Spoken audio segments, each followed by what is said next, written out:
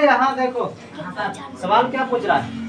एक शंकु की ऊंचाई कितना है 12 सेंटीमीटर और इसके आधार का व्यास है 10 सेंटीमीटर। तो शंकु का तिर्यक ऊंचाई ज्ञात कीजिए। शंकु का चित्र बनाते हैं। ये क्या हो गया, शंकु हो गया। इसको बोला जाता है त्रिज्या, ठीक है। और जो पूरा तो रहेगा उसको कहते हैं व्यास। तो व्यास कितना है इसका, व्यास बोला है 10 सेंटीमीटर। अगर व्यास 10 है, त्रिज्या कितना हो जाएगा 5 सेंटीमीटर, क्योंकि व्यास का आधा त्रिज्या होता है, ठीक है। और इसका ऊंचाई बोला 12 सेंटीमीटर, यानी कि ऊंचाई को बोला जाता है एच। एच बराबर कितना 12 सेंटीमीटर। तो हम लोग को निकालना है तिर्यक ऊंचाई। तिर्यक ऊंचाई को बोला जाता है एल। समझ गया, तो लिख लेगा। 1 नंबर का सवाल है ना, दिया है क्या क्या दिया है, आर। आर बराबर कितना दिया है 5 सेंटीमीटर। आर का मतलब त्रिज्या। उसके बाद एल। एल बराबर कितना, एल नहीं दिया, एच दिया है। एच बराबर 12 सेंटीमीटर। क्या निकालना है, एल निकालना है ना। तो एल का मतलब फॉर्मूला होता है रूट अंडर एच का स्क्वायर प्लस आर का स्क्वायर। देखो एच का मान कितना है 12, यहाँ लिखो 12 का स्क्वायर प्लस आर का मान कितना है 5, तो लिखो 5 का स्क्वायर। 12 का स्क्वायर कितना होता है 144, 5 का स्क्वायर 25। दोनों को जोड़ दो, कितना हो जाएगा 169। 169 का वर्गमूल कितना होगा 13। आंसर हो गया। कितना नंबर ऑप्शन, ए नंबर ना, यही वाला ऑप्शन हो गया। उतारो।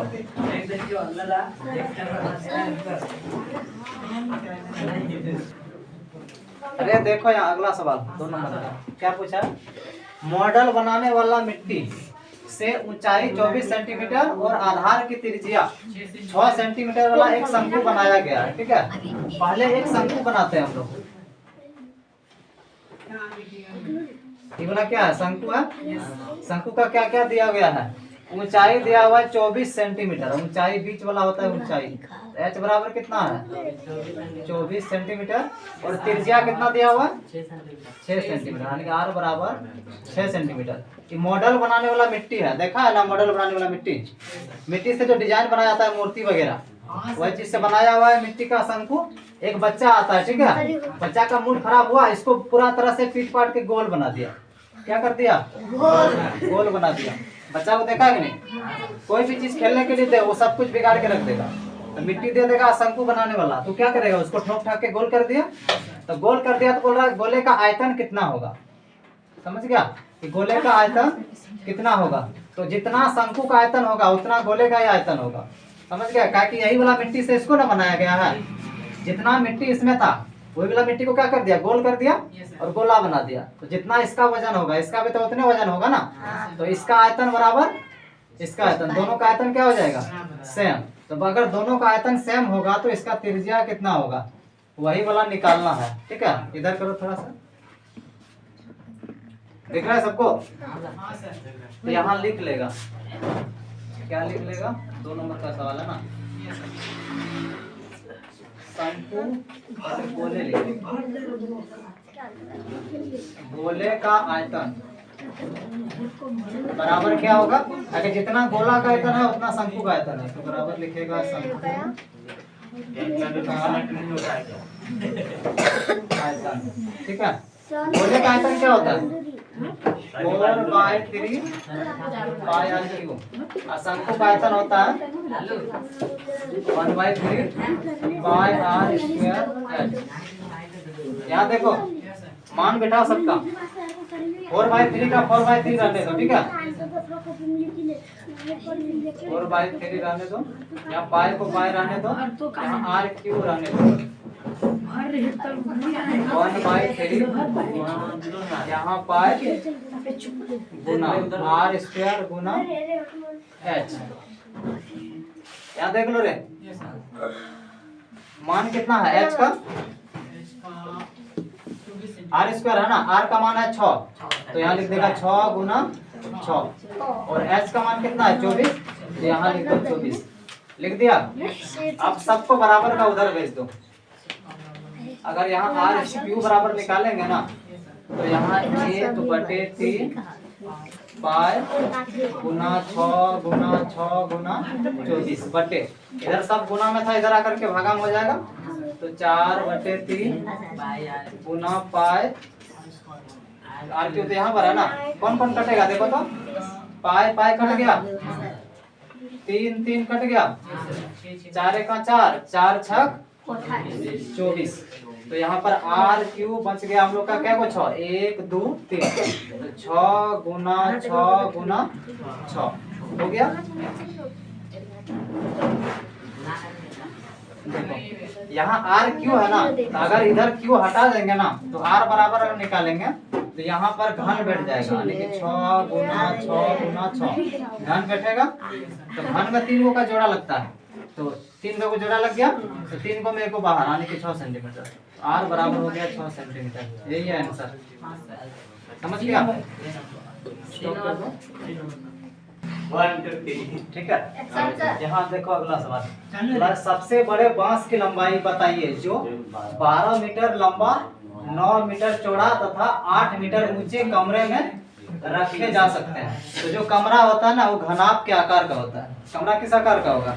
घनाभ के आकार का। तो किसी भी कमरा में सबसे लंबा बांस कितना बड़ा रख सकते हैं, तो घनाभ का हम लोग को विकर्ण लंब निकालना होगा। ठीक है, कि घनाभ का विकर्ण कितना है। इधर करो थोड़ा सा, यहाँ देखो घनाभ का चित्र हो गया।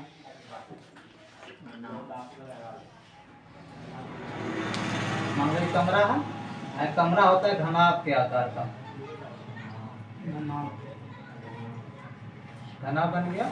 इसमें सबसे बड़ा बांस को रखना है, तो बांस जो रखेंगे ना, तो ई कोना से ई कोना नहीं, यहाँ से यहाँ तक, एकदम यहाँ तक, इस जगह से यहाँ तक बांस रखा जाएगा सबसे लंबा। तो कमरा का क्या क्या दिया हुआ है? लंबाई कितना दिया है? लंबाई यानी कि L बराबर 12 मीटर, और चौड़ाई कितना दिया हुआ है? 9 मीटर, यानी कि B बराबर 9 मीटर, और H दिया ऊंचाई, ऊंचाई कितना दिया हुआ है? 8 मीटर। तो विकर्ण निकालना है। ठीक है, तो निकालेगा घनाभ का विकर्ण। घनाभ का विकर्ण बराबर फॉर्मूला आता है रूट अंडर L का स्क्वायर प्लस B का स्क्वायर प्लस H का स्क्वायर। तो मान बिठाते हैं। L का मान कितना है? 12, तो यहाँ लिख देंगे 12 का स्क्वायर। B का मान कितना? 9, तो यहाँ लिखेंगे 9 का स्क्वायर, और H का मान है 8, यानी कि 8 का स्क्वायर। यहाँ तक ठीक है? यस। का स्क्वायर निकालो। 12 का स्क्वायर होता है 144, 9 का स्क्वायर होगा 81, और 8 का 64। सबको ऐड करो, जोड़ो सबको, जोड़ दिया। देखो 4 1 5, 5 और 4 9, 8 और 6 14, 14 और 4 18, 18 और 1 19, 19 की 9। हासिल कितना रहेगा? 2, 1 और 1 2, सही जोड़ाया। 4 1 5, 5 4 9, 9 का 9 होगा। अब ठीक है, 4 1 5, 5 4 4 9 होगा। 8 6 14, 14 4 18 के 8, हासिल 1 है, 1 और 1 2, 289, और 289 का वर्गमूल निकलता है 17। तो आंसर हो गया 17 मीटर। बहुत आसान था। ठीक है, आसान था ना? किताब में होगा आंसर? हाँ अरे होगा, किताब में नहीं होगा तो कैसे? क्या क्वेश्चन पूछ रहा है? दो शंकुओं की ऊंचाई का अनुपात 1:3 है, यानी कि 2 शंकु है। ठीक है, दोनों शंकु का जो ऊंचाई है, दोनों का अनुपात कितना है? 1:3, और उनके आधार की त्रिज्याएं, यानी कि उसका जो आधार है उसका त्रिज्या कितना बोला है? त्रिज्या का अनुपात 3:1 है। तो उसके आयतन का क्या अनुपात होगा? मान लो यहाँ 2 शंकु है, एक शंकु हो गया, और फिर और एक शंकु है। ठीक है, और यहाँ दिया हुआ है, क्या दिया हुआ है कि उसके ऊंचाई का अनुपात, दोनों का जो ऊंचाई है ना, ऊंचाई होता है यहाँ से यहाँ तक, तो दोनों का ऊंचाई का अनुपात कितना है? ऊंचाई का अनुपात है 1:3, ठीक है ना? दूसरा ऊंचाई का अनुपात 1:3 है, तो जो 1 अनुपात है ना इसको मान लेंगे 1x, और यहाँ जो 3 भाग है इसको मान लेंगे 3x। ठीक, तो यहाँ दो गो शंकु हो गया, तो एगो लिखेंगे h1, एगो में h2। तो h1 बराबर क्या हो जाएगा, एगो x, और h2 बराबर 3x। समझ गया? ठीक, अब आगे क्या दिया हुआ है, और उसके त्रिज्या का अनुपात, यानी कि जो दोनों का जो त्रिज्या है उसका अनुपात कितना दिया हुआ है, 3:1। त्रिज्या दिया हुआ है, ये वाला हो जाएगा r1, ये वाला R1 r2। त्रिज्या का अनुपात कितना दिया हुआ है, 3:1, यही ना दिया हुआ हाँ है। सर। त्रिज्या को क्या मान लेंगे, y, इसको 3 है ना यहाँ पे, तो यहाँ 3y मानेंगे, यहाँ पर 1y मानेंगे। तो r1 बराबर हो गया 3y, और r2 बराबर हो गया R12 का होगा 1y। ठीक है, यस। तो अब क्या निकालना है, दोनों के आयतन का अनुपात। दोनों है तो यहाँ लिख लो, शंकु का आयतन क्या होता है, शंकु का आयतन होगा 1/3 पाई r स्क्वायर, यही ना होता है। तो हम लोग के पास दो गो शंकु है, दोनों को आयतन का अनुपात निकालना है। तो यहाँ लिख देगा अनुपात। अनुपात कैसे निकालेगा, पहले एक ऊपर वाला, ये वाला शंकु का आयतन ऊपर में लिखेंगे, ये वाला शंकु का आयतन नीचे में लिखेंगे। तो शंकु का आयतन क्या हो जाएगा, ऊपर वाला का 1/3 पाई, और इसमें क्या है r1 है ना, तो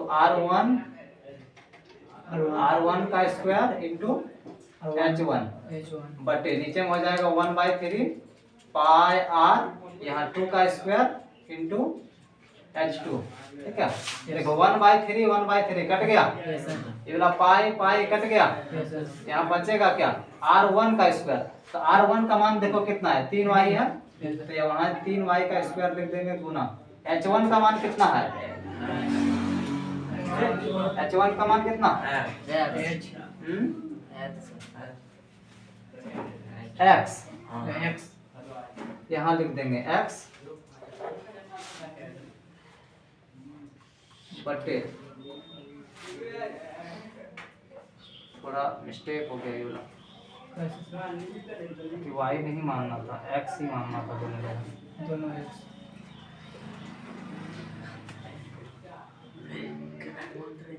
ठीक है, कोई दिक्कत नहीं, रहने दो,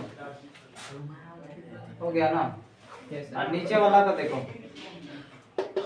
नीचे वाला कितना है, यहाँ r2 का स्क्वायर लिखेंगे ना, हाँ सर। r2 का स्क्वायर में क्या है, y है, तो यहाँ लिखेंगे y का स्क्वायर गुना, उसके बाद h2 का मान यस का मान 3x 3x है, यहाँ लिख देंगे 3x।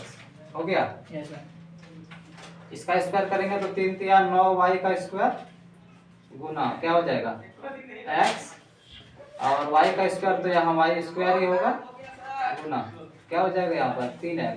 कौन कौन कट रहा है देखो तो, y स्क्वायर खत्म हो गया, x स्क्वायर खत्म हो गया, यहाँ 3 1 का 3 3 3 9, तो कितना बचा, ऊपर में 3 नीचे में 1, तो अनुपात बराबर क्या लिख देगा, 3 अनुपात 3 अनुपात बराबर हो जाएगा 3:1। आंसर बोले हमरे 1 नंबर हाँ, ठीक है।